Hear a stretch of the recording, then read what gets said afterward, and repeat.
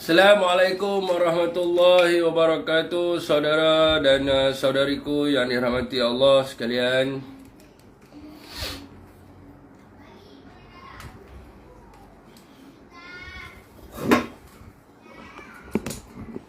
Waalaikumsalam kepada sesiapa yang memberi salam.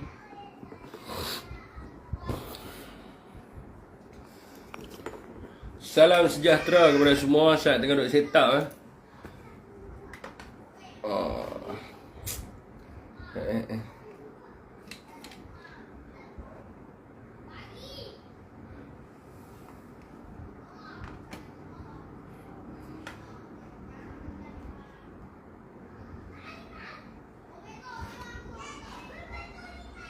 Waalaikumsalam. Siapa yang nak memberi salam tu?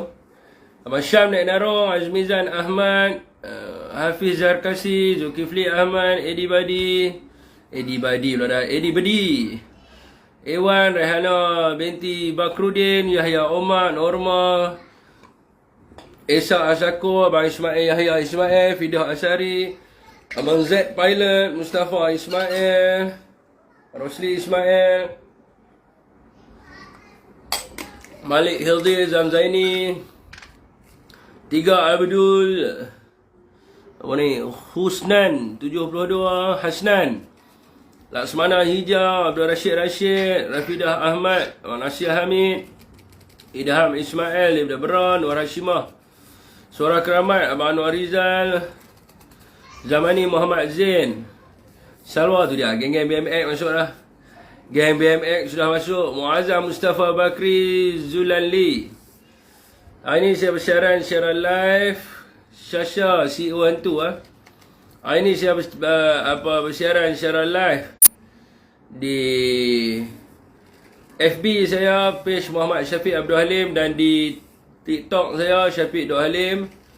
YouTube saya janganlah lupa subscribe tuan-tuan. Lagi 500 lagi nak cukup 1000. And Syafiq Halim Official. Official tu Muhammad Syafiq Abdul Halim Official. And tolonglah subscribe. Tak banyak sikit lagi 500 ni nak capai 1000. Kalau ada kat sini tiap malam duk tengok kat belah 1000 ni, takkan seorang tak boleh, 500 orang tak boleh happy subscribe sat. Tolong Guana lewat. Gini, kita tadi orang rumah ajak pergi beli. Jadi kita pergi beli barang dulu lah dengan dia. Lepas tu dia kata, lepas pergi beli tu mai makan sekali. Lepas tu makan dulu. Lepas makan baru nak baca paper. Beres. Tahlil. Siapa pula dah meninggal? Waalaikumsalam kepada sesiapa yang memberi salam. Okey, nanti subscribe ya, Syafiq Alim Official Saya pun tak ingat Syafiq Alim dengan Muhammad Syafiq Alim antara dua-dua tu. Sihat semua saudara-saudara aku yang dirahmati Allah sekalian. Saya rasa semua dalam keadaan yang sihat sejahtera. Rosma, serius Rosma masuk meninggal. Apa biar betul? Saya boleh end live Ya main. Ramesh Rao, Rosma masuk. Ramesh Rao, nak sedekah Al-Fatihah pun Ramesh Rao dia terkejut tu. Pakai minyak ambut apa tu? Pakcik nak tanya pakai minyak ambut apa Waalaikumsalam semua sahabat-sahabat isu panas lah ni, panas betul. Sampai boleh terbakar media-media sosial. Siapa yang ke area Palong, jom Selasa ni minum malam dengan Tuan Effendi, calon jempol. Tu siapa duduk area tu boleh pergi minum malam. Siapa duduk di Padang Serai boleh minum malam dengan Tuan Khairul Anwar Ramli. Hamba ajak dia minum malam. Dia kerja minum malam. Saya pergi makan dengan dia pukul 12.30 malam. Dia main lagi. Pergi makan. Pergi makan dekat Pulau Pinang. Jadi orang Padang Serai pun jangan ni. Tuan Khairul ni, Allah, dia seorang yang budi dia baik dia seorang yang orang kata pemurah, penyayang dan sebagainya. InsyaAllah akan bertanding di Padang Serai nanti. Mana ajak-ajak dia makan lah, minum, mana pergi hilang lah. Dia lari keluar. Waalaikumsalam kepada siapa yang memberi salam. Betul kan Tan Sri Muhyiddin hilang lah. Semalam saya dah jawab dah. Semalam kan budak tu masuk main tanya. Semalam siapa tahu main tanya semalam kan, dia kata ada gambar lah apa di London lah apa kan. Saya kata keluar dalam surat gambar Tan Sri duk ada dengan Hamzah Zainuddin, Ronald Kiandi dengan siapa tahu dalam majlis penyerahan watikah kepada Ronald Kiandi sebagai Ketua Badan Perhubungan Negeri yang baru di negeri Sabah. Jadi Tan Sri duk ada sini, tak ada di London tu. Semua tu fitnah belaka je, ada London tak habis-habis. Semalam saya dah tunjuk dah semalam. Mungkin di Facebook tak tengok lah kan. Tuan-tuan boleh pergi dekat beritabersatu.org. Dalam beritabersatu.org tu ada kemarin punya artikel. Ada gambar Tan Sri Muhyiddin dengan Hamzah dengan Rona. Dia duduk sekali. Duk ada di Malaysia lah. Di Sabah kot, tak silap saya. So tak ada pun di London lah. Tu semua cerita mereka saja. Okey tuan-tuan, waalaikumsalam kepada sesiapa yang memberi salam. Jadi hari ni tak ada lah laporan COVID ni kan. Laporan COVID ni besok lah. Tunjuk gambar semalam. Allah, tengah duduk live ni. Kan, tengah duduk live. Mereka tengok lah dekat Facebook Bersatu ada. Kan, dekat beritabersatu.org pun ada juga. Tapi tak apalah. Okey, saudara-saudara semua, jangan biasakan makan malam. Minda nak guna lagi, betul Saya pantang makan dalam makan dalam lah dah. Barang-barang dalam masam saya tak makan lah. Sebab saya nak jaga saya punya hafazan. Saya nak jaga saya punya hafalan. Bila saya mula untuk belajar kembali, bila saya nak baca, memang saya akan berhenti lah benda tu semua. Kalau lupa ID untuk akses web bersatu.org, macam mana nak buat? Ada ID? Tak ada ID PC saya. berita.bersatu.org. Tak ada ID apa. Semua boleh masuk. Dia macam berita, tuan-tuan tengok tu lah. Berita harian sama. Okey, saudara semua. Waalaikumsalam kepada sesiapa yang memberi salam. Salam sejahtera kepada semua. Okey, topik malam ni. Siapa pula dah?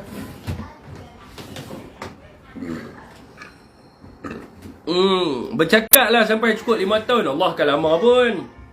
Tak lama lagi jatuh Tak lama nak cakap kan. Fit tak pernah ke invite Cikgu Bat. Tadi saya WhatsApp dia. Nak ajak dia main dalam live sekali. Sebab ramai sangat permintaan. Duk kata Cikgu Bat semua duk Cikgu Bat. Kan, saya pun WhatsApp dia. Dia pun kata okey malam ni pukul apa. Lepas tu saya tanya dia topik apa. Lepas tu dia terus senyap kan. Saya tahu semua duk sebut Cikgu Bat. Saya pun call dia tadi, dia tak angkat. Jadi cuba hampa pergi letak kat situ, kami nak Cikgu Bat banyak-banyak. Nanti saya akan screenshot, saya akan hantar dia nak mengatakan bahawa Cikgu Bat tidak mahu beramah mesra dengan rakyat jelata yang minta pada Cikgu Bat datang sini. Ataupun hampa buat video satu, kami nak Cikgu Bat kan. Cuba hampa tak itu, kami nak Cikgu Bat. Saya tu Cikgu Bat kan. Saya nak rekod saya tengok ada lagi komen masuk. Suara tiada. Biar betul takkan suara tak ada. Testing ada, mana boleh tak ada. Okey tak apa, kalau dia masuk lagi saya akan ni, kami nak Cikgu Bat. Saya nak rekod.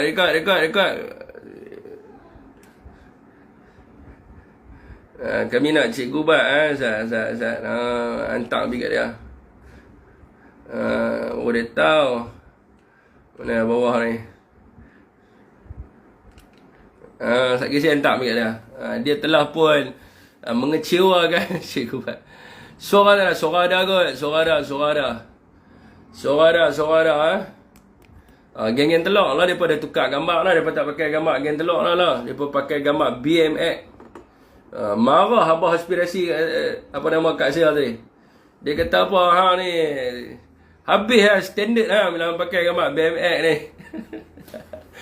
Aduh marah betul dia kat saya. Okey bentar hari ni tuan, apa nama YB kita Sani Hamzan, YB yang amat kita sayangi di Dewan Rakyat yang mana sebelum YB tu saya nak sebelum saya pergi kat topik ni, saya nak ni sikit lah, nak ulas tadi pasal perbahasan. Saya tak panggil debat kot, perbahasan di antara saya dengan Nivian tadi. Lepas habis tu ada seorang lah duduk buat komentar berkenaan dengan apa yang kami bahaskan. Dan saya cadangkanlah kepada orang tu daripada Pakatan Harapan tu, sebelum ni pun saya pernah cabar Iswadi Murni isu 4.5 bilion. Jadi saya nak mengulangi saya punya cabaran lah kepada Iswadi Murni ni kalau dia nak debat tentang isu 4.5 bilion ni kan. Cabaran yang kedua. Yang pertama tak sahut, yang kedua. Dan juga yang mereka yang rasa tak puas hati, tadi pun kita dah settle dalam perbahasan tersebut adalah untuk agree not to disagree. Apa benda tak, bersetuju untuk tidak bersetuju. Jadi semua orang pun dah dengar mungkin kaitan dengan benda tu, dan semua orang pun dah tahu tentang benda tu, khususnya yang duduk di TikTok lah. Jadi kalau mereka berasa tak puas hati dengan hujah saya tu, saya rasa dalam hujah saya tu saya bawa banyak rujukan tu, saya rasa. Banyak rujukan saya bawa. Mereka tu tak buat, tapi saya tak mau bertikai lah kan. Tapi kalau dia rasa yang duk cerita pandai sangat tadi tu, tak mau naik pun lah kata. Duk harap Nivian Silver tu seorang je. Yang berani main berhadapan kan. Hak duk cakap banyak tu, siapa dia tak berani main naik. Mereka naik lah. Abang kata ni tak betul, tu tak betul, menunjuk data dan sebagainya. Dan bila saya quote pada tuan-tuan, saya quote berkenaan dengan rujukan tadi yang berkaitan dengan unisex saloon di Terengganu, dan bila saya bagi tahu bahawa ada kertas-kertas jurnal artikel, tesis dan sebagainya yang ditulis oleh orang bukan Islam sendiri pun berkaitan dengan women privacy. Jadi saya suruh mereka pergi cari, mereka tak mau cari kan. Jadi adalah di antaranya adalah yang ditulis oleh S. Govere dan juga L. Milham yang bertajuk berkaitan dengan women privacy. Women privacy ya. Boleh tengok yang tu. Lepas tu kita ada lagi dekat dalam sekolah ni. Yang tadi tu women maintaining privacy ya. Jadi lepas tu kita ada lagi yang berkaitan dengan yang ditulis oleh Elinezi TH tahun 2007. Dia yang bertajuk Privacy and Social Needs of Women. Ada banyak ni. Lepas tu yang ditulis oleh R. Johnson dan juga Mayers McKellar, The Perspective of Black Women in the United States on Saloon-Based Intervention to Promote the Uptake of the Pre-Exposure Prophylaxis for HIV. Ni ada masuk sekali lah tentang dia punya tu. Lepas tu apa lagi? Tentang hair saloon pun ada agak. Intimate partner violence dalam screening of hair saloon yang ditulis oleh Diviatro dan juga Bibi dan M. Clark. Ni semua orang bukan Islam ni tulis tentang women privacy, tentang saloon, tapi dia cari tak jumpa. Dia pun pandai cari sendiri lah, tapi lah cari. Banyak artikel yang ditulis tentang women privacy. Sebab tu saya kata tadi kepada mereka, contoh yang saya bagi ni bukan isu berkaitan dengan perkauman. Isu unisex saloon di Terengganu bukan isu perkauman, bukan isu agama. Sebab dia isu berkaitan dengan gender, berkaitan dengan privacy. Dan benda ni bukannya satu benda yang luar biasa. Kalau kita tengok di Malaysia ni kita ada train khas untuk wanita, ladies coach. Kita ada bas untuk wanita, macam di pekan-pekan lah di Kuala Lumpur ada bas yang colour pink tu. Lepas tu kita ada sebelum ni Rina Harun nak buat bank untuk wanita. So apa masalah dia kan? So tak ada masalah apalah. Tapi saya tak mahu nak sambung lebih lah pasal perbahasan tadi tu. Jadi kalau mereka rasa tak puas hati, saya welcome ya. Siapa-siapa tadi yang ada situ, Ari apa semua nak main. Sekali lepas saya habis live sikit, kalau dia nak main masuk dalam live saya, nak bawa satu hujah yang mengatakan apa yang Syafiq sebut ni tadi salah, dipersilakan lah. Tak ada masalah apa. Tapi beranikan diri lah untuk masuk dalam live. Amir kan siapa kan, tak masalah kan. Ni Nivian masuk, dia pun dah cakap lebih. Okey, tu mukadimah tuan-tuan. Acik, terima kasih kerana bagi gift Acik. Tapi tersangkut-sangkut saya ni. Okey jadi saya ini siapa pula dah line kacau ni. Okey. Dekat dalam surat Jabat hari ni ada keluar tentang satu kenyataan daripada YB Hulu Langat kita. Dalam YB, dalam kenyataan YB Hulu Langat kita, dia mengatakan bahawa PH tidak akan memberikan kerusi dekat UMNO Barisan Nasional. Dia kata 40 kerusi yang dia pemenang. Jadi selebihnya daripada itu dia akan bagi pada UMNO dan juga Barisan Nasional lah. YB Sani Hamzan daripada Hulu Langat. Jadi tuan-tuan, jumlah kerusi DUN di Selangor ni adalah 56 kerusi. Jadi Sani kata 40 kerusi yang dia pemenang pada PRU ke-14 dan tidak akan diberikan kepada UMNO. Sebab itu adalah kerusi yang dimenangi oleh Pakatan Harapan. Jadi YB Sani ni sebenarnya dia tersalah buat perkiraan. Apabila dia salah buat perkiraan, maka akan merugikan Pakatan Harapan. Jadi saya tolong ambil video saya, cut, hantar kat dia. Sebab dia telah pun membuat kesilapan dan akan merugikan Pakatan Harapan. Sebab apa saya kata yang tu? Selangor, Pakatan Harapan pada PRU ke-14 bukan menang 40 kursi. Kalau dia kira 40 kursi, maka dia kena bagi kepada UMNO banyak juga kursi tu. Dia kena bagi kepada UMNO 11, 12, 13, 14, 15, 16 kursi. Banyak tu. 16 kursi dia bagi kepada UMNO. Salah. Mengikut kepada fakta yang sebenarnya, YB Sani tolong periksa betul-betul, takut Pakatan Harapan Selangor rugi. Pakatan Harapan menang pada PRU ke-14 di negeri Selangor sebanyak 51 kerusi. YB jangan salah kira. 51 kerusi menang. Dan kemudiannya satu kerusi dimenangi oleh PAS dan satu kerusi lagi dimenangi oleh Barisan 4 kerusi lagi dimenangi oleh Barisan Nasional. Sekiranya YB Hulu Langat kita berkatakan bahawa kerusi yang layak untuk dipertandingkan oleh Barisan Nasional adalah kerusi yang dimenangi oleh PAS dan juga Bersatu, maka kerusi yang layak dipertandingkan oleh Barisan Nasional hanya 5 kerusi saja. Mana ada sampai belah kerusi? 5 kerusi saja di Selangor untuk mereka. Sebab apa? Pada PRU ke-14, Parti Peribumi Bersatu Malaysia bertanding atas logo Pakatan Harapan. Sebab itu PKR menang 28 kerusi, DAP 14, Amanah 5 dan juga Bersatu 4 kerusi tetapi guna logo PKR dan juga Pakatan Harapan. So that dekat sini, kalau kita tengok balik daripada segi komposisi, maknanya kerusi yang dimenangi oleh Pakatan Harapan di Selangor adalah sebanyak 51 kerusi. Jadi YB Sani bila salah kira dia bagi banyaklah kerusi kepada UMNO. Jadi dekat sini UMNO cuma layak untuk tanding pada pilihan raya negeri nanti adalah 5 kerusi saja. Jadi 4 kerusi daripada itu adalah kerusi yang saya beritahu tadilah daripada Pakatan Harapan, daripada Bersatu yang bertanding atas tiket Pakatan Harapan. Lepas tu ada grup Hilman Azmin yang keluar daripada Pakatan Harapan pada waktu itu. Itu yang menyebabkan kerusi yang ada sekarang ni di Selangor adalah 40 kerusi. Tetapi jumlah yang sebenar-benarnya adalah 51 kerusi. Jadi saya mencadangkan kepada terima kasih di FB cepatnya naik 1.5k. Terima kasih banyak-banyak di TikTok pun sama kena naik 1k juga. Jadi saya minta Pakatan Harapan dari Selangor ni untuk pertimbangkan apa yang saya cakap ni, sebab ini adalah fakta kebenaran. Rugi ni kalau anda salah bagi. Jadi dalam 5 kerusi ni UMNO kena bahagi kepada MCA, MIC dan juga UMNO sendirilah.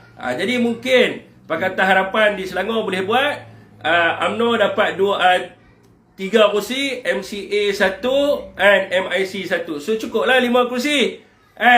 Jadi tak perlulah bagi banyak-banyak. Jadi kalau tersalah perkiraan, maka dia akan membawa kepada ni BMX ni dia rajin betul bagi love ni banyak sangat. Dia terus bagi terus banyak pun tak apa. Saya punya live ni jadi lag kalau kata nak bagi bagi banyak-banyak terus himpun belilah whale ke ikan paus ke. Tidak, dia jadi sangkut-sangkut saya nak baca komen ni. Okey tuan-tuan daripada Sungai Besar hadir. Jadi persoalan yang timbul kat sini tuan-tuan, kalau kita tengok di sini di Selangor ni bakal lah untuk menjadi pergaduhan saya rasa di antara kerajaan perpaduan, dan saya rasa DAP sendiri pun takkan bagi rusi kepada MCA dan juga MIC. Sebab apa? DAP daripada dulu lagi mereka akan mempertahankan jumlah kerusi yang mereka menang. Jadi dia takkan bagi kepada MCA, MIC, dan kalau boleh mereka suruh UMNO dalam 5 tu mereka share lah kan. Jadi ahli UMNO pun janganlah dia minta lebih-lebih. Hampa pun tumpang dengan Pakatan Harapan ni, bukan pemenang banyak, kesianlah kepada Pakatan Harapan. Okey tuan-tuan. Waalaikumsalam. Kira pun tak betul jadi YB itulah pasal dia. Syafiq nanti kena follow saya semula, Fatur Huzair. Ni paling manggrek. Boleh. Boleh YB, tak ada masalah apa YB. Okey tuan itu adalah yang pertama. Ada tak siapa nak ni sikit pasal Selangor? Ya BMX terbaik BMX macam itulah barulah saya tak jadi lag. Okey ada tak siapa nak komen pasal Selangor? Dia game BMX banyak ni banyak masuk PH bagi ni amanah PN Terengganu Kuala Nerus hadir. Okey tuan BN MIC DAP pancing. Ya okey. Okey tuan-tuan, yang keduanya adalah berkaitan dengan kenyataan daripada Wee Ka Siong berkaitan dengan peruntukan ahli parlimen.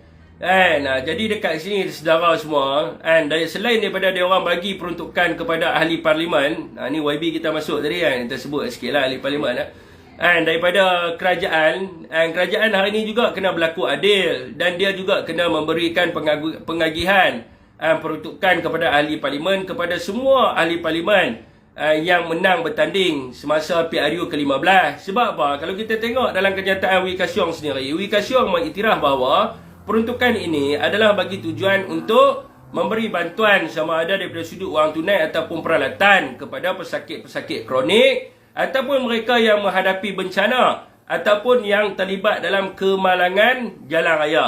Jadi inilah orang kata apa, peruntukan yang digunakan oleh ahli parlimen untuk tujuan ini. Jadi kalau kita tengok balik tuan-tuan, bagaimanakah peruntukan ini datang? Peruntukan ini ya tasik gelugak sudah mai.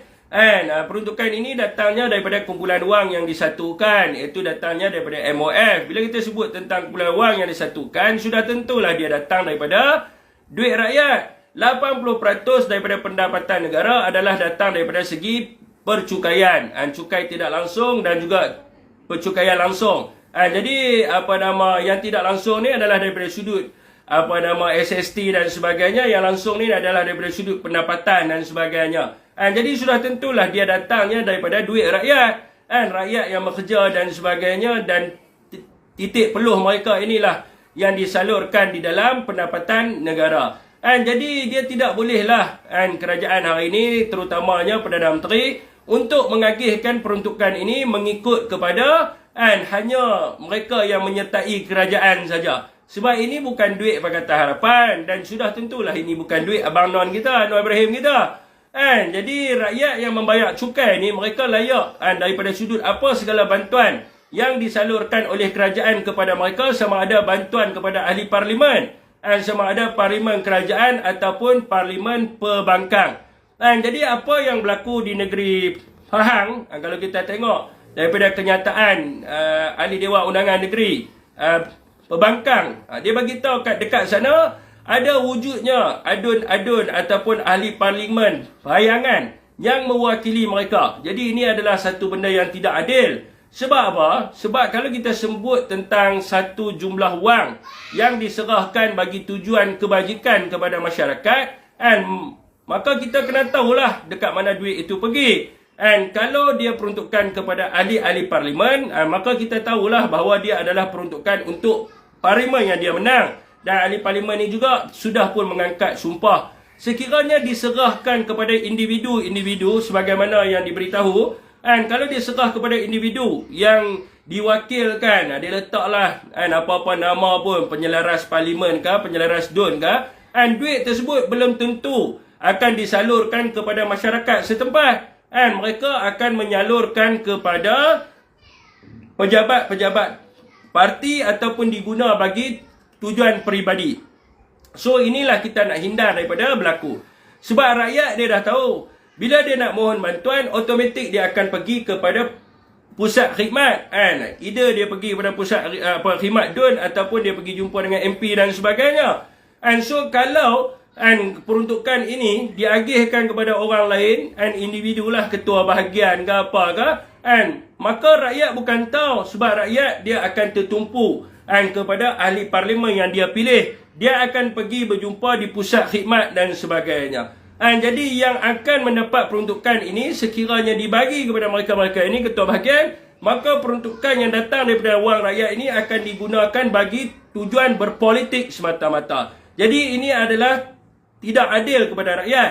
Dan apa yang kita minta kepada Anwar Ibrahim, supaya dia mencontohi apa yang telah dibuat oleh Tan Sri Muhyiddin Yassin dan juga yang selepas itu Ismail keluarga Malaysia, yang dia telah pun memberi peruntukan yang sama rata kepada semua MP-MP dan juga DUN, tak kira sama ada dia pembangkang ataupun kerajaan. Dan apa yang rakyat nampak hari ini, memang rakyat sedia maklum, nampak kerajaan hari ini dia macam ketakutan sikit dengan gelombang PN dan sebagainya. Sekiranya mereka berasa ketakutan dan sebagainya, mereka tidak boleh mengawal ataupun mengawal rakyat lah dengan wang dan sebagainya. Sepatutnya mereka menunjukkan satu contoh yang baik, mereka perlu menunjukkan daripada sudut khidmat yang baik kepada masyarakat, mereka perlu tunjuk mereka menyediakan dasar-dasar dan polisi-polisi yang baik untuk rakyat. So rakyat akan pilihlah mereka, bukan dengan kaedah menyekat peruntukan supaya rakyat tidak mendapat bantuan dan sebagainya. Sudah tentu kaedah ini akan menyebabkan rakyat lagi benci kepada Pakatan Harapan. Dan sila hari bulan mereka akan kehilangan beberapa kerusi mereka. So inilah yang rakyat minta, sebagaimana yang Wee Ka Siong sendiri sebut, peruntukan ini adalah amat perlu. Dan saya membaca kenyataan daripada YB Arau dan sebagainya yang mengatakan MP-MP yang pembangkang hari ini dikecualikan daripada peruntukan. Dan perkara ini dijawab oleh Anwar Ibrahim yang mengatakan peruntukan untuk MP akan dimasukkan di dalam pembentangan. Bukan lama pun, lagi beberapa hari saja lagi. Walaupun kita tak nampak bayangan pembentangan yang dia nak dibentangkan tu, kita haraplah pembentangan itu dimasukkanlah peruntukan untuk MP-MP di tempat dia. Dan walaupun kita tahulah menurut kepada Kementerian Kesihatan, belanjawan yang nak digunakan, yang nak dibentangkan oleh Anwar ini adalah belanjawan yang telah pun dibentangkan sebelum ni. Jadi kita harap peruntukan itu adalah kepada MP-MP kita. Okey, saudara semua, hashtag oi, pakcik kita pun tahu dah. Hashtag PN best, hashtag kita takluk dan sebagainya. Pakcik kita pun tahu. Okey pakcik sila-sila berperang nak kerusi Hoi hoi hoi, siapa sokong penyamun Nyah paper sekarang kaedah Firaun. Itulah pasal dia dengan JPP tak JPP, semua mereka nak kontrol. Okey saudara semua, saya tadi makan ropok bawang, dia jadi sakit ni sepak tau. Mood nak buat live malam ni dia kurang sikit. Gula-gula pembentangan belanjawan, tu je mereka nak bagi peruntukan. Hari ni kita tak nampak lah. And sebelum-sebelum ni kita tengok, terima kasih kerana sebelum ni kita tengok, bila belanjawan nak dibentangkan, dia adalah dia punya ringkasan dia ke, ada hayangan bajet tu ke, ada semualah. So kita tahulah dekat mana duit kita nak dibelanjakan. Hari ni kita lost. Kita tak tahu kementerian nak buat apa. Ada kementerian ni keluar kenyataan, kementerian ni keluar kenyataan, tapi kita langsung kita tak nampak apa yang mereka nak buat. So yang pertama sekali, sebelum kita belanja duit, of course kita kena tahu kita nak buat apa, betul? That's mean perlunya dasar-dasar dan juga polisi-polisi yang nak dibuat oleh kementerian. So kita bukan nampak, ni Kementerian Kesihatan bagi tahu. Dia takkan buat hospital, takkan buat hospital baru, klinik baru, tak ada. Nak perbaik infra apa semua. Yang ni dia kena bagi tahu berapa banyak kos untuk pembaikan infra dan sebagainya. So di Kementerian Belia dan Sukan pun tak nampak macam duk tidur menteri hari ni, tak ada apa pun. Saya pun tak tahulah macam mana mereka nak spending our money ni kan. Mereka nak spend macam mana pun tak tahulah. Anwar pun nampak duk seronok berjalan. Sampai naik flight Sepang turun Subang. Ni belum berlaku lagi dalam sejarah Malaysia. Perdana Menteri naik flight dekat Sepang, turun dekat Subang. Naik jet Dekat sangat, naik jet. Jadi duk berjalan sana berjalan sini lagi. Even Anwar sendiri pun tak nampak lah apa dia nak buat untuk negara. Pergi Indonesia, habaq kata nak bawa masuk pelabur asing. Jadi Indonesia pula buat laporan. Terima kasih kepada Bapa Anwar Ibrahim sebab membawa pelaburan 11 pelabur masuk ke dalam negara Indonesia. So kita pun tak tahulah apa yang dia cuba nak buat dalam negara kita. Tapi apa, kita tengoklah kan. Kenyataan siapa pun boleh keluar. Saya nak membantras itu, nak bantras ini. Duit judi 92 apa hal ni senyap juga kan. LCS pun senyap, semua senyap. Lepas tu saya nak fokus kepada peniaga kecil.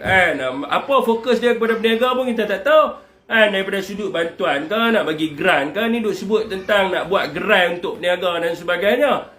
So saya, kalau tanya saya sendiri, saya tak nampak menentang apa lah. Kita nak ukur dia 100 hari ni kan. Yang saya nampak, Anwar duk syok sendiri ya. Dia pergi habaq kat orang sana, orang sini kata, oh I have a numbers 148, I'm right now a prime minister. Saya disokong majoriti dan sebagainya. So kerja dia akan keliling dunia bagi tahu benda tu. Jadi kita tak nampak macam mana dia nak spending kita punya duit. Menteri-menteri belum dapat maklumat peruntukan yang mereka terima untuk merancang atau melaksana di bawah kementerian. Sebelum dia bukan government spending ni bukan macam rakyat punya spending tau abang penerangan. Dia bukan okey aku bagi kat hang 100 bilion tu, lepas tu hang buatlah apa benda hang nak buat. Lepas tu kalau tak cukup hang kembalikan balik lah. Kalau tak cukup hang minta lagi lah. Ataupun kalau terlebih hang pulang balik. No. Dia bukan macam tu. Dia kena ada perancangan apa dia nak buat. Perancangan apa dia nak buat. Ni siapa ni kata ni. Siapa dia kata kat saya, weh bangang duit bagi kat pesawah. Okey. Duit bagi kat pesawah tak menyelesaikan masalah pesawah pun. Tak menyelesaikan masalah pesawah. Even yang bagi sekarang ni adalah Kelantan Terengganu 10 million. Ni dah dapat 10 million daripada Syed Mokhtar. Macam mana nak bagi? Kita tanya belah-belah utara, mereka tak dapat lagi. Duit bantuan kepada pesawah tu Amiruddin bin Ramli Amir. So anda ni selalu terpersona dengan apa yang Anwar cakap. Macam duit bantuan sekolah lah. Oh, setiap pelajar kita akan bagi RM150. Jadi kita pun tak tahulah dapat kena lagi. Kita akan bagi kepada isi rumah RM300. Tapi seorang tak dapat lagi 300 tu. Jadi Anwar dia, style dia tu kita faham lah kan. Dia nak cakap tu dia macam dramatik sikit lah kan. Tapi pelaksanaan tu kurang. Okey tuan-tuan yang seterusnya, telok tak ada. Menteri tak submit perancangan nak dapatkan peruntukan lah. Kalau macam tu memang tak ada apa lagi lah yang kita nampak. Kerajaan perpaduan hari ini dilihat masih lagi belum mesra.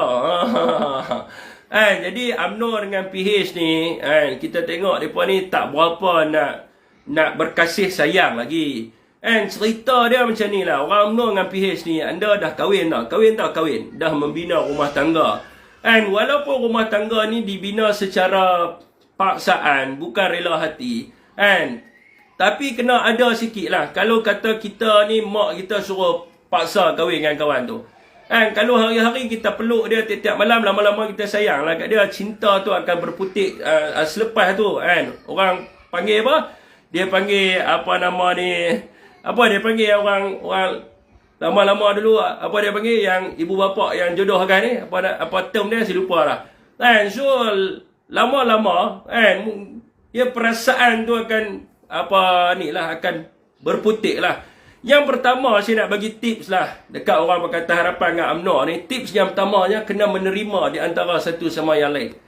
Kena terima dan kena terima seadanya. Dia tak boleh ungkit kisah lama, tak boleh. Dalam percintaan ni yang pertama sekali kita kena terima.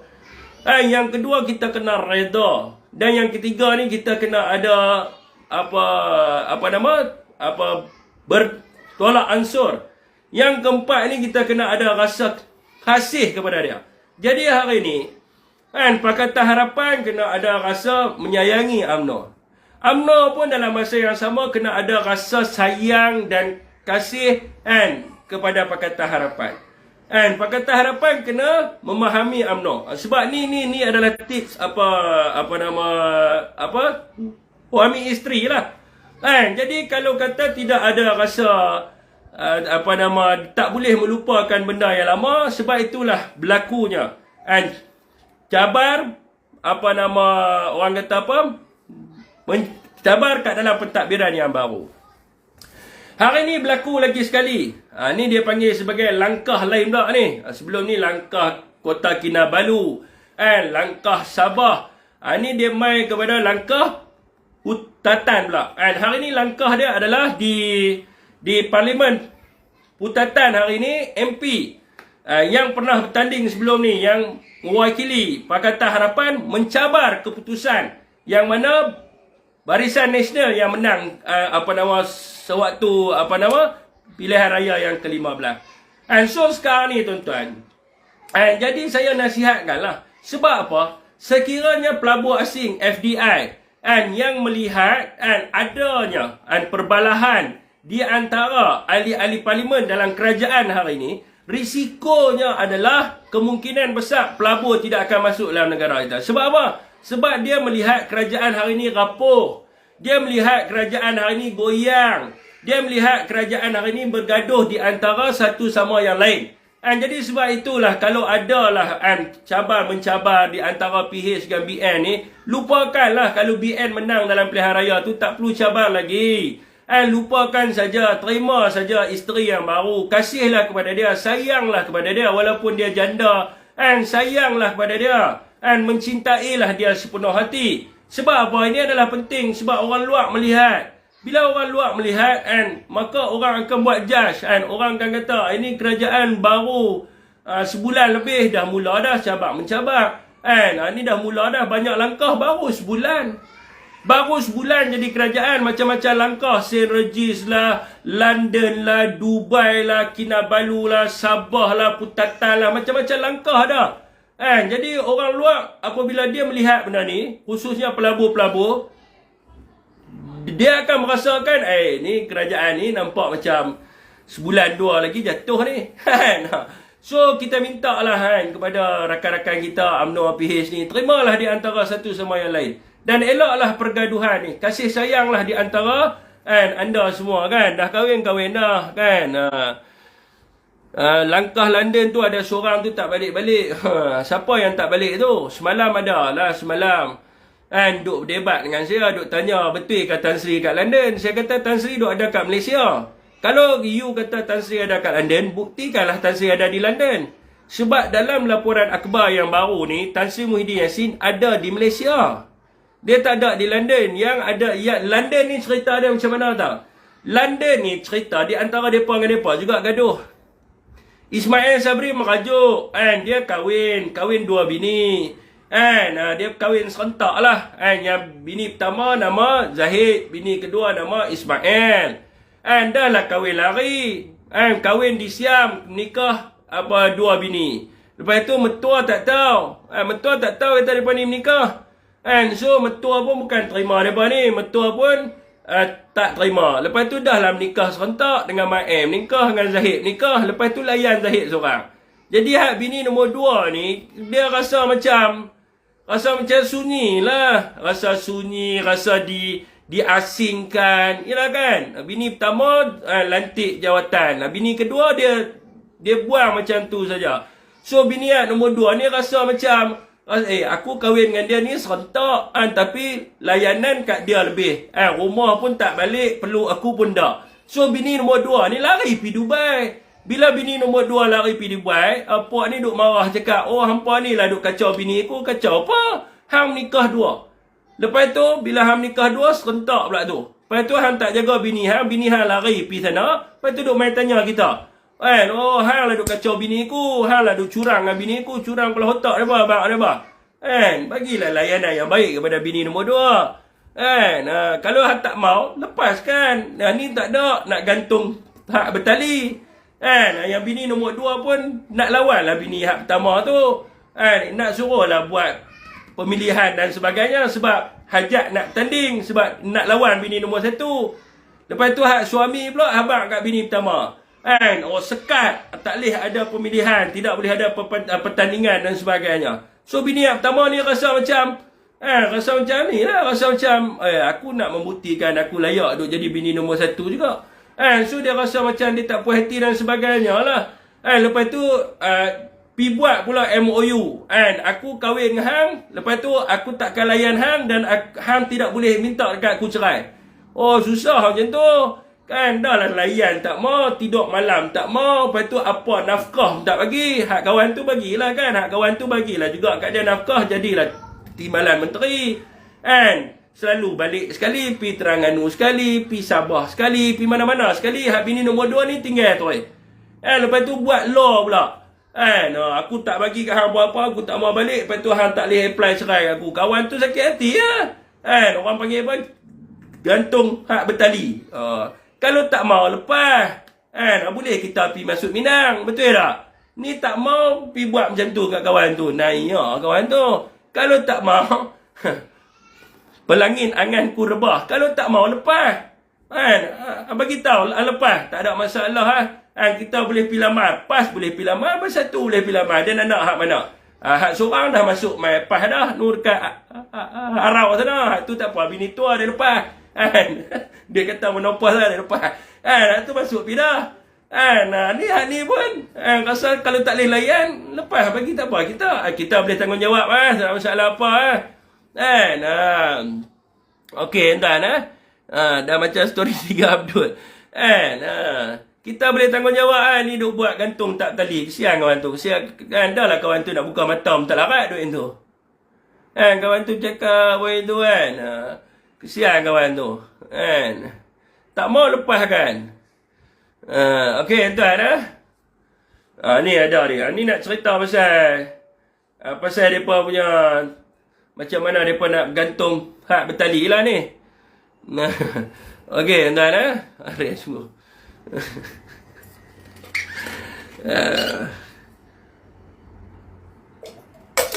Benda baik kita buat bagi elok ya betul. Abang Ju benda baik kita buat bagi elok lah. Kita tak nak faham Kita punya kasih sayang kita dulu macam mana kita jaga. Kita bagi dia jadi Perdana Menteri kita jaga dia, kita tatang dia bagi minyak yang penuh. Kita pinang dia sekali dia pergi kahwin dengan Banon. Lah dia fikir sendiri lah. Okey tuan kita kasih sayang buat semua bagi, tiba-tiba dia lari okey mana duk panas banyak dah. Jangan duk panas. Nak panas tak apa, jangan koyak panas tak apa, jangan koyak. Sempoi punya cerita. Cinta tiga segi lah, lagu mana tu lah pasal dia. Bang Harui lah duk rancak sebelah tu. Baru dia ada dari politik sampai ke bini pula. Tak faham pening lah. Tak faham tu tak tahu nak kata lah kan. Mereka kahwin dua. Seorang bini pertama nama Zahid, bini kedua nama Pak Mai.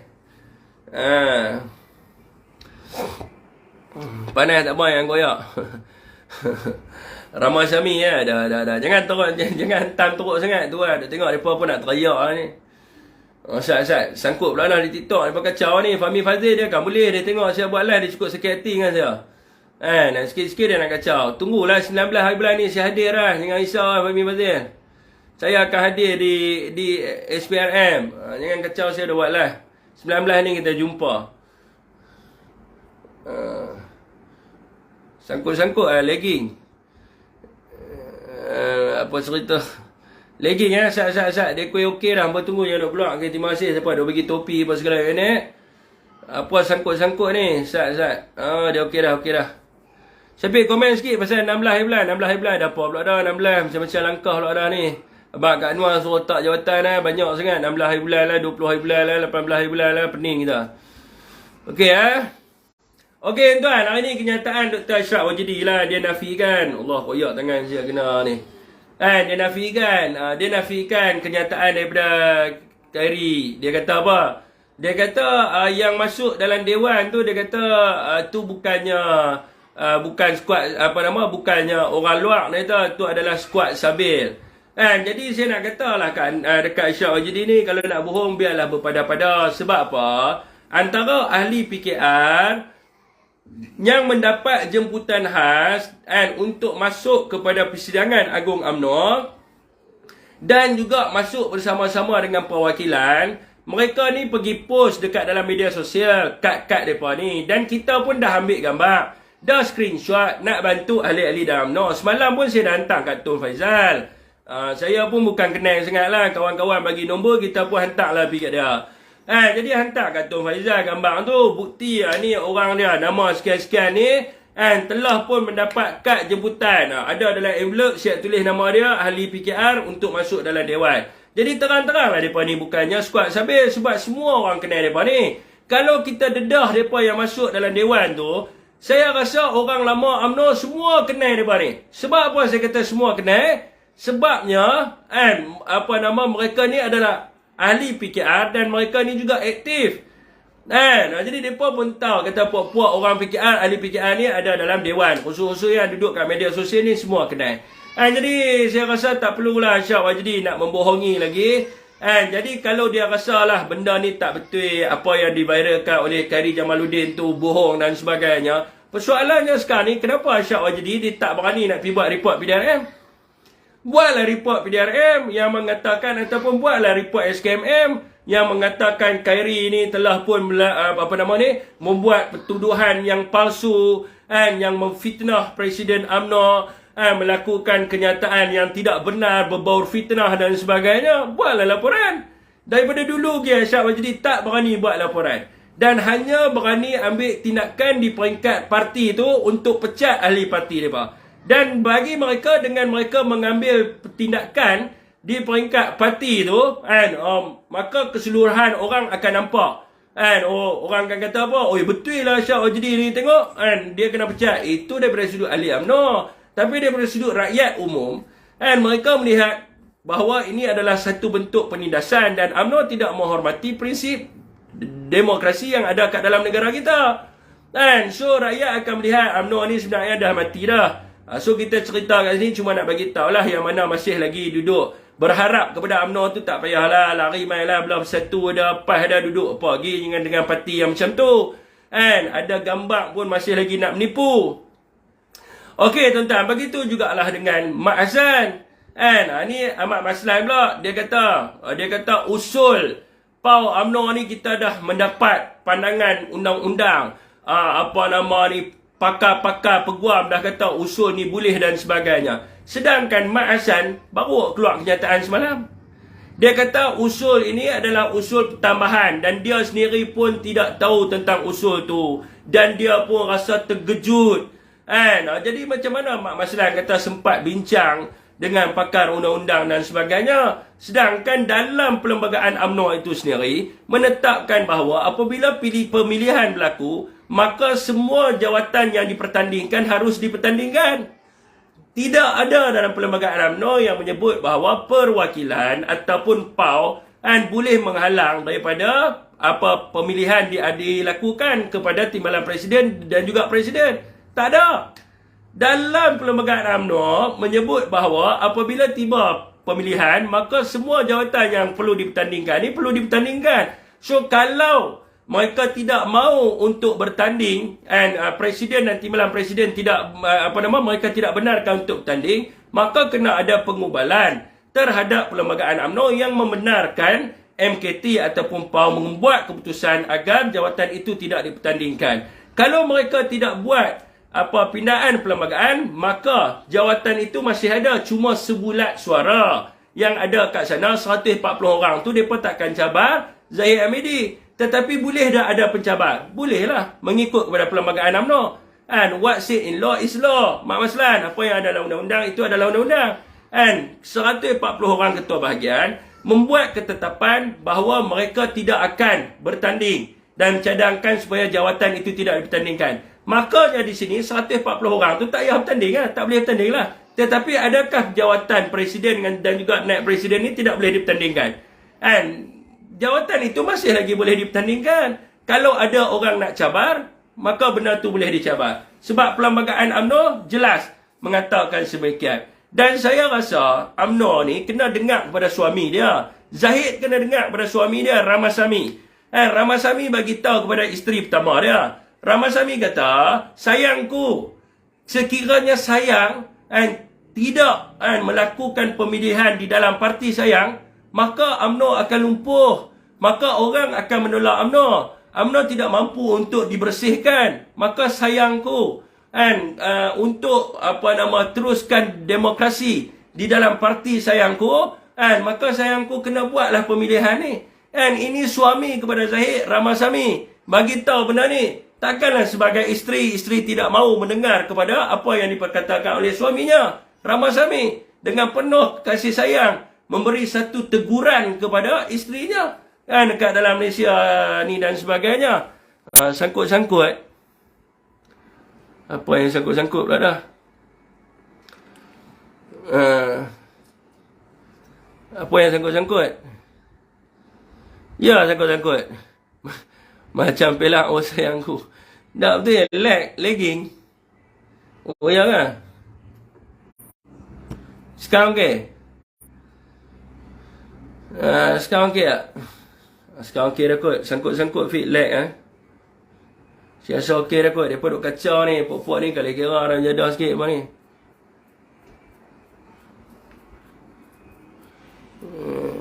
Double lah Syafiq. Oh ya kah?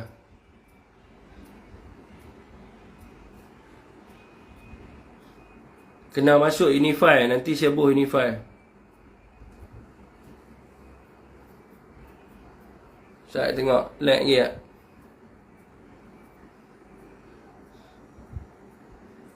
Okey dah. Okey dah. Saya ulang balik. Oh, wagi lah orang di sini. Mereka tak boleh dengar lawak tadi Sangkut-sangkut. Koyak teruk macam ni Sangkut duk ulang benda yang sama. Pula dah. Apa main di Facebook. Nanti saya settlekan masalah di TikTok ni. Sangkut-sangkut nanti saya akan selesaikan masalah di TikTok ni. Saya nak tengok dulu apa masalah dia. Okey dah. Jadi saya beritahu tadi pasal Ramasamy tadi. Lepas ni Zahid boleh beranak lah sebab dah ada suami baru Ramasamy. Dah betul? Dan saya beritahu tadi kepada rakan-rakan kita di media sosial, di Facebook saya ulang balik lah. Saya beritahu tadi, saya kata teguran telah pun dibuat oleh suami kepada Zahid Ramasamy. Ramasamy beritahu dalam Malaysia kini hari ini, dia kata, sayangku, wahai sayangku, dengarkanlah apa yang abangmu cuba sampaikan ini. Sayangku, sekiranya sayang tidak tidak membuat pemilihan di dalam UMNO, maka demokrasi akan lumpuh. Maka rakyat akan melihat bahawa UMNO ini tidak lagi mengamalkan demokrasi. Wahai sayangku, Adin, ni dia cakap dengan Zahid lah, di antara abang dan sayang ni kan, Ramasamy suami dia lah. So Ramasamy beritahu, sayangku, untuk membersihkan UMNO, maka kena buatlah pemilihan. So tu yang saya cuba sampaikan. Jadi sepatutnya sebagai isteri, dia kena taat kepada suami dia. Sebab syurga Zahid di bawah telapak kaki Ramasamy. Yang ni tak boleh buat serius. Yang ni nak tergelak. Syurga Zahid di bawah telapak kaki Ramasamy. Jadi Zahid kena dengar lah kepada Ramasamy. Sebab suami dia UMNO di bawah telapak kaki DAP. Sekarang ni, kalau UMNO tak dengar cakap DAP, maka dia telah menderhaka. Kepada suami dia. So that dia kena dengar lah apa yang Ramasamy cuba sampaikan kepada dia. Yang ni saya tak boleh tahan lah. Saya tadi nak buat serius, tak boleh. Saya nak tergelak. Saya nak tergulak saya aku tu yang mahal. Jadi hangpa boleh pergi komen kat dalam Zahid punya page. Bagi tahu dia Zahid, hang kena setia dan taat kepada suami. Sebab syurga di bawah telapak kaki Ramasamy. Kalau Ramasamy tak merestu, dia tak bagi restu, dia tak dia tak orang panggil apa? Dia tak reda UMNO ni, maka DAP akan tendang UMNO macam tu saja. Jadi kena ingatlah benda tu. Syurga watapak kaki DAP, syurga UMNO bukan syurga kita. Syurga UMNO watapak kaki DAP. Okey, marah apa UMNO.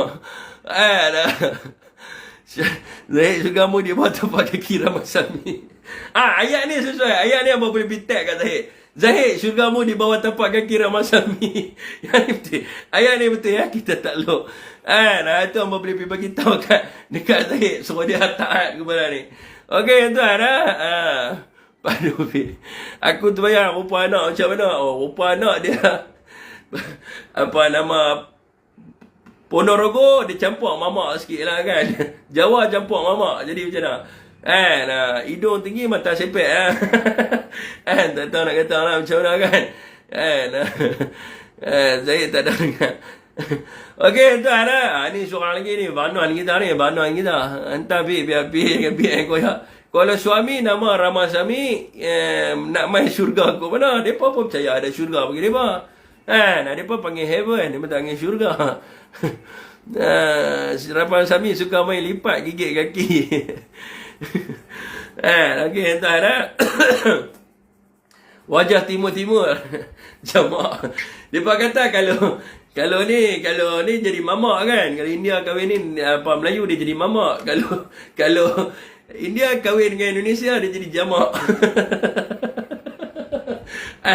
Awak dia tak jadi Ramid. Ramasami Zahid kan. Okey tuan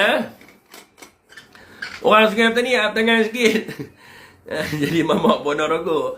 Okey tuan Anwar ni satu hal juga tuan-tuan. Dia kata dia nak jimat lah apalah sebelum ni dalam ucapan Anwar Ibrahim sebagai Perdana Menteri. Kan, apa dia bagi tahu?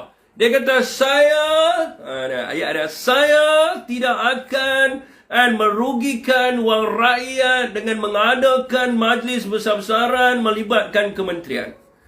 Dan saya tidak akan mencontohi kepimpinan yang terdahulu membazir berbilion-bilion ringgit wang rakyat. Anwar kan? Masa awal-awal dululah saudara kan? Jadi kita tidak akan kerajaan saya dipahamkan kita tidak akan melakukan dipahamkan majlis besar-besaran yang melibatkan kementerian di mana selepas kita mencerakinkan berlakunya pelbagai pembaziran dan sebagainya. Ni Anwar memang cakap lah kan. Tapi tuan-tuan, hari ni saya baca surat khabar. Dan saya tengok ada sambutan rumah terbuka yang akan diadakan di setiap negeri. Yang negeri-negeri yang ditadbir oleh Pakatan Harapan, maknanya dalam konsep politik gunakan kementerian lah. Sedangkan sebelum ini Anwar mengatakan bahawa UMNO ni parti penyamun berbilion-bilion ringgit mencuri wang rakyat menggunakan demi tujuan politik. Tapi kita tengok ni tujuan politik lah. Sebab apa? Next 2 weeks akan diadakan rumah terbuka besar-besaran sepenuh tahun baru Cina. Di mana akan diadakan di Parlimen tempat Anwar sendiri bertanding, di Parlimen Ambon dan juga di Pulau Pinang, Negeri Sembilan dan juga Selangor. Yang melibatkan kerajaan negeri dan juga melibatkan Anwar Ibrahim sendiri dan beberapa menteri-menteri di dalam kerajaan kita pada hari ini. Jadi ini kita nampak, rakyat nampak bahawa rumah terbuka ini adalah bagi tujuan peribadi. Tetapi dengan menggunakan peruntukan tak tahulah sama ada kerajaan negeri ataupun kerajaan persekutuan. Dan melibatkan pegawai-pegawai kerajaan dan sebagainya. Jadi apa yang diperkatakan oleh Perdana Menteri hari ini cakap lain, besok cakap lain. Tapi kalau boleh bagilah lama sikit. Bagi tahun ni cakap lain, tahun depan cakap lain. Ni dah 2 minggu lepas cakap kita akan menjaga kepentingan rakyat yang susah. Lepas 2 minggu kita akan buat rumah terbuka. Jadi kita nampak tak konsisten lah. Begitu jugalah apabila Anwar mengatakan, dia kata kita akan memberhentikan sebarang projek rundingan terus yang telah pun menyebabkan kerugian berbilion-bilion ringgit wang rakyat. Lepas itu dia sendiri yang luluskan projek rundingan terus tersebut. Jadi tidak ada satu konsisten pun dalam ucapan Anwar Ibrahim sendiri. Yang kita melihat, rakyat melihat hari ini dia ni seperti badut. Ataupun kita melihat dia ni seperti raja lawak yang duduk di pentas, yang cuba buat rakyat ni mentertawakan apa yang beliau telah tunjukkan kepada rakyat. Jadi lebih baiklah beliau fokus dalam pentadbiran negara, dalam memfokuskan daripada sudut ekonomi, daripada sudut kesejahteraan dan juga keharmonian rakyat. Dan kalau betul mereka dia nak melakukan penjimatan terhadap agensi kerajaan, dia nak melakukan reformasi kepada projek-projek di bawah ICU dan sebagainya, pastikan dia laksanakan perkara tersebut, bukan sahaja digunakan bagi tujuan propaganda semata-mata.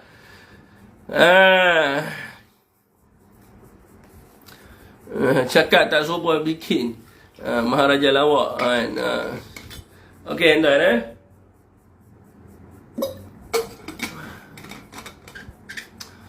Open house biasalah Sabah Sarawak tolak resis. It's not about resis, my friend.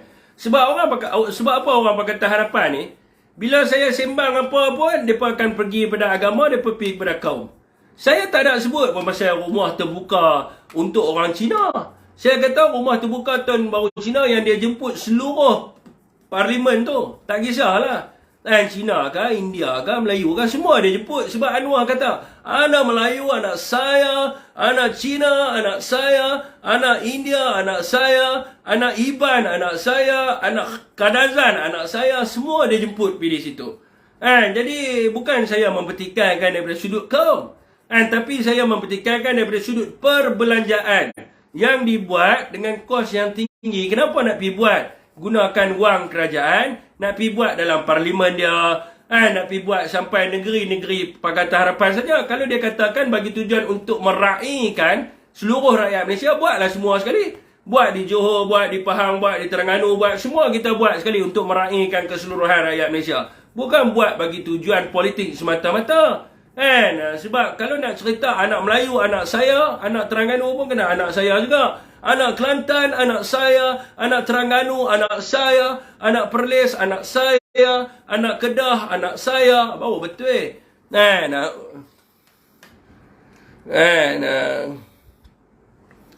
Okey, entah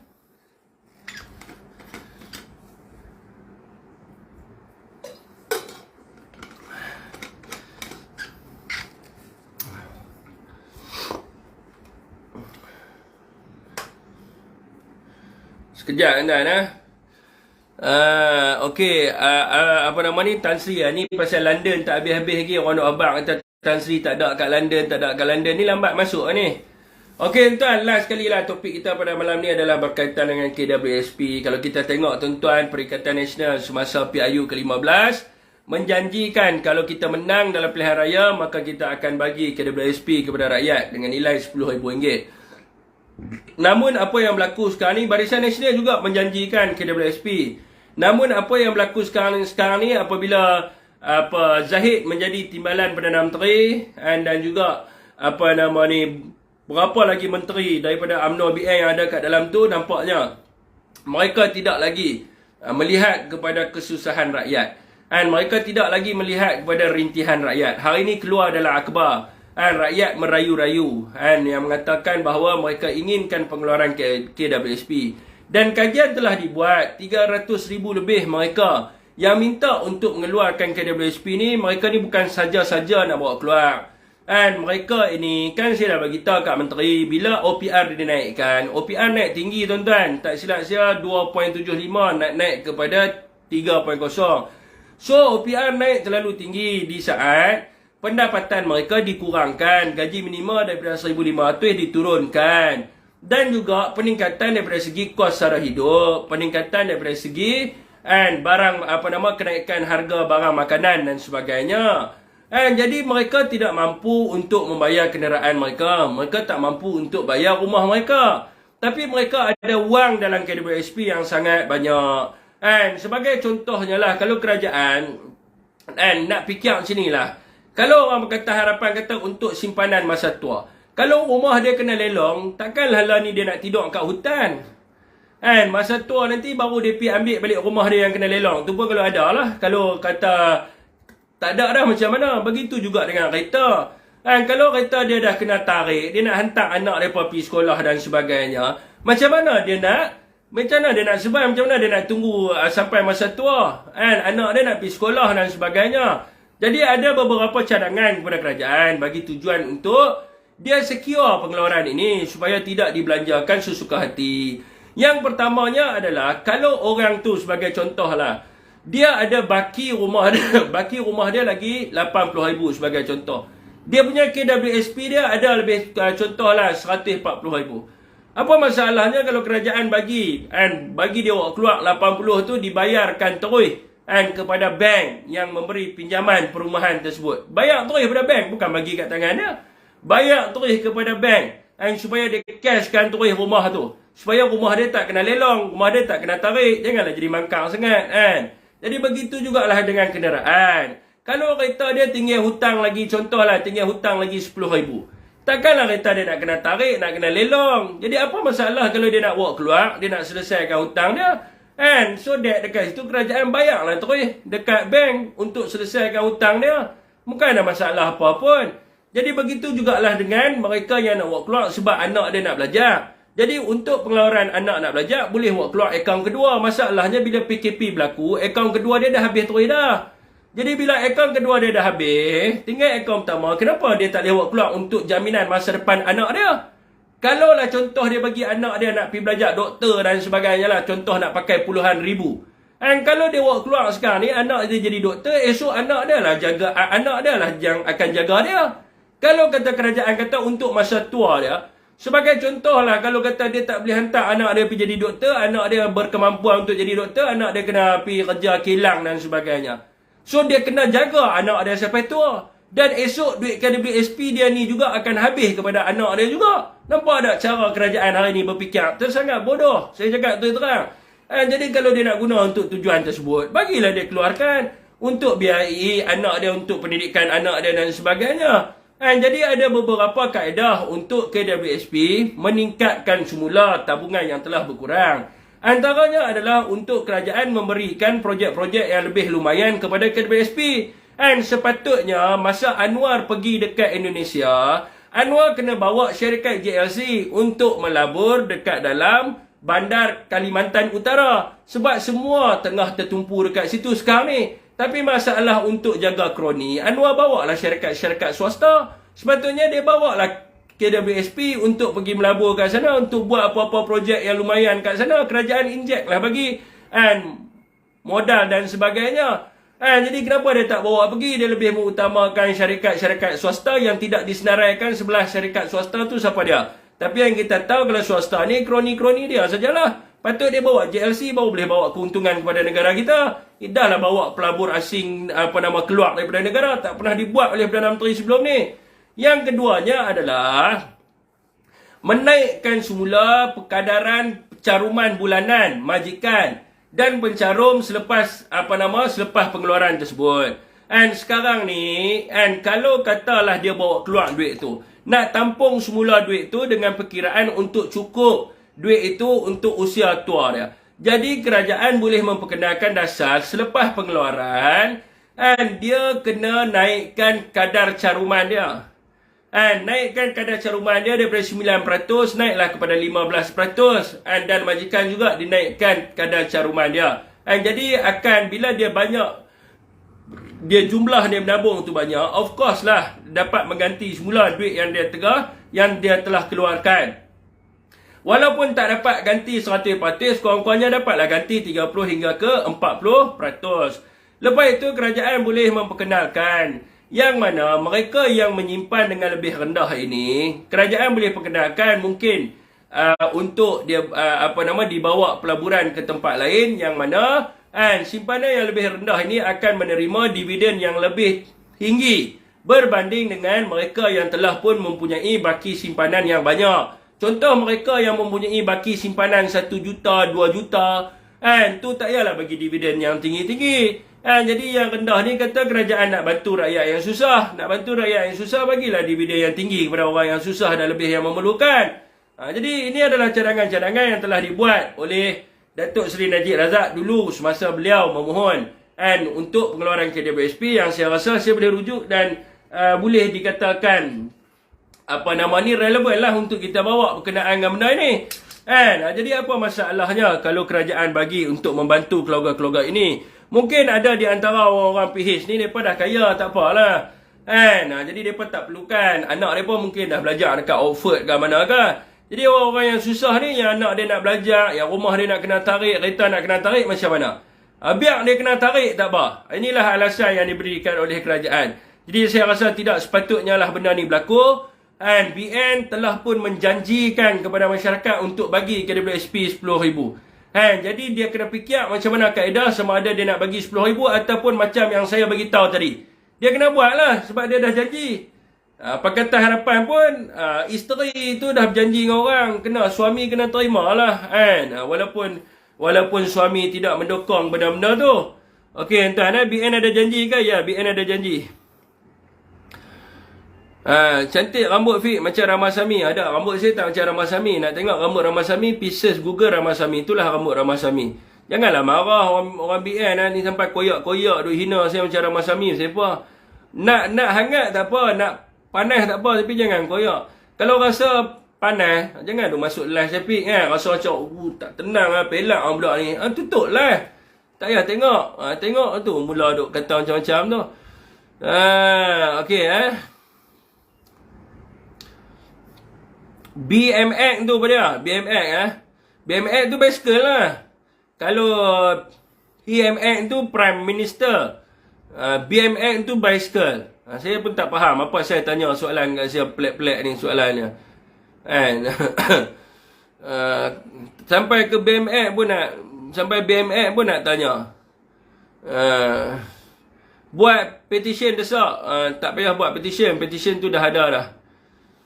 Masa memerintah dulu pun tak buat apa pun. Allah, apa yang kita tak buat ke? Kita ada dasar kemakmuran bersama 2030 ke ni buta ke apa? Kita bagi kat kak macam-macam. Bantuan tu ada 7 pakej rancangan ekonomi, tak buat apa-apa ke? Yang kerajaan hari ni lah tak buat apa-apa.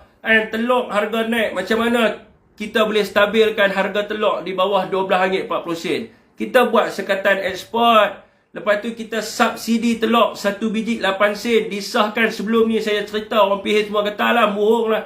Kita subsidi telur sebiji 8 sen dengan jumlah sebanyak 1.8 bilion ringgit untuk stabilkan harga telur. Lepas tu kita wujudkan 2 sistem. Sistem tu dah ada tapi kerajaan hari ni tak mau pakai. Sistem yang pertama dipanggil sebagai easy adu. Sistem yang kedua dipanggil sebagai price catcher untuk semak harga. Jadi kita gunakan pada waktu itu pegawai pemantau harga. Pegawai pemantau harga ni akan pergi pantau harga di setiap parlimen, akan masukkan harga dalam sistem tersebut. Dan rakyat yang mendapati harga telur yang mahal dan sebagainya, dia akan buat laporan dan pegawai pemantau harga akan memastikan pengusaha telur akan turunkan telur. Sebab tu kita tak ada isu telur. Sebab apa kita tak ada isu telur? Telur yang cukup banyak dan berlambak-lambak pada kita ketika itu. Sebab apa? Sebab kita menguatkuasakan undang-undang. Tapi masalahnya, Anwar rajin fitnah kita masa pilihan raya. Dia kempen, kalau saya jadi PM, telur kita akan turun. Anwar dia ada rolah-rolah kan. Dia berbilion-bilion. Jadi telur pun dia tak panggil telur. Dia panggil telur akan turun. Tapi tak turun pun telur. Telur tidak ada sekarang ini. Bukan kata turun. Tidak ada tilur. Lepas tu yang peliknya, kita hantar dekat Singapura 1 year around 799 million biji telur kita hantar dekat Singapura. Lepas tu menteri kata kita rakyat Malaysia makan telur India. Tak payah tutup pintu ekspor. Tak payah tutup pintu ekspor. Tak payah tutup. Kita hantar kat Singapura. Kita tak ada telur dekat dalam negara. Lepas tu kita import daripada India. Rakyat Singapura makan telur satu hari 5 juta biji telur makan. Kita ekspor dekat Singapura satu hari 5 juta biji telur bersamaan dengan penduduk dia 5 juta orang. Tapi dalam negara kita berlakunya shortage bekalan. Menteri kata tak perlu ekspor. Kita tak perlu tutup pintu ekspor. Telur tak ada dalam negara tak apa, kita import daripada India. Saya nak tanya, Menteri Pakatan Harapan ni cerdik ke bangang? Bangang lah. Bukan kita tak ada telur. Telur tu ada, cuma kita bawa keluar di luar. Jadi apa yang cuba dibuat oleh kerajaan hari ni? Saya tak nampak satu benda pun yang dibuat oleh kerajaan hari ni. Isu tilur pun tak boleh selesai. Tu belum cerita isu ayam lagi.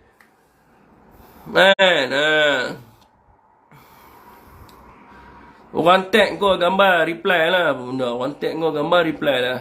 Tu terpulang pada saya bang, sama ada saya nak reply atau tidak. Orang tak boleh desak saya untuk saya reply. Yang tidak mencarun tentu sakit. Telur saya jumpa grade E je tadi.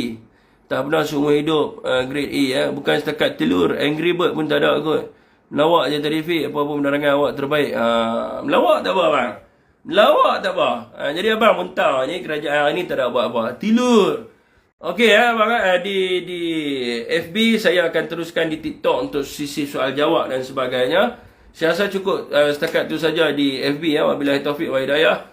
Wassalamualaikum warahmatullahi wabarakatuh. Kalau saya ada tersalah cakap, saya minta maaf. Yang baik tu datang daripada Allah SWT, yang buruk tu datang daripada saya sendiri. Assalamualaikum semua. Sat, saya nak jawab. Fik, netizen kata sebelum PRU RM18.5, betul ke? Harga sebelum PRU 15, harga ditetapkan oleh kerajaan dan kerajaan mengenakan tindakan undang-undang. And kita letak harga shilling telur RM12.40, harga shilling ayam RM9.45. Tak boleh ekspor keluar. Siapa jual and tinggi daripada harga tu, kita pergi charge dia RM20,000. And ada agensi-agensi yang buat kerja. Kalau mereka kata harga sebelum PRU adalah RM18, where is your proof? Mana bukti anda? Dalam surat khabar seantero Malaysia melaporkan bahawa harga telur adalah RM12.40 yang mereka kata mahal tu.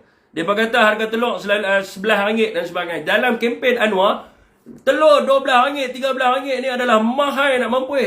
And orang rakyat nak makan susah. Lah telur harga apa? Lah telur harga apa? Tanya Anwar Ibrahim. 18, 17, 15, RM16. Lagi mahal lagi. And kata boleh turunkan harga telur, tapi harga telur lagi mahal. Macam tu juga dengan ayam. Ayam hari ni berapa ayam? Ayam hari ni keluar dekat pemborong RM9.50. And RM10.25, RM11.40. Pergilah tengok mana-mana pun. Ada lah dekat Econsave, tu pun ada sikit lah. And RM7.99. Pergi pagi tengah hari habis dah ayam tu. Dia bagi jual murah sebab dia nak tarik orang main supermarket dia. And dekat Tesco, hampir waktu petang malam tak ada ayam tu. Ada lah sikit, tapi di pasar-pasar ni, di pasar borong, pasar pagi, berapa harga ayam? And RM9.50, and RM10.25, RM11.40. Saya beritahu ni. Itulah harga ayam hari-hari pun. And sebab apa? Sebab tak buat kawalan. So kalau dia cakap harga murah, dan dia bagi satu bukti kepada kita. Okey tuan-tuan, wabillahi taufiq wa hidayah. Assalamualaikum warahmatullahi wabarakatuh. Assalamualaikum semua.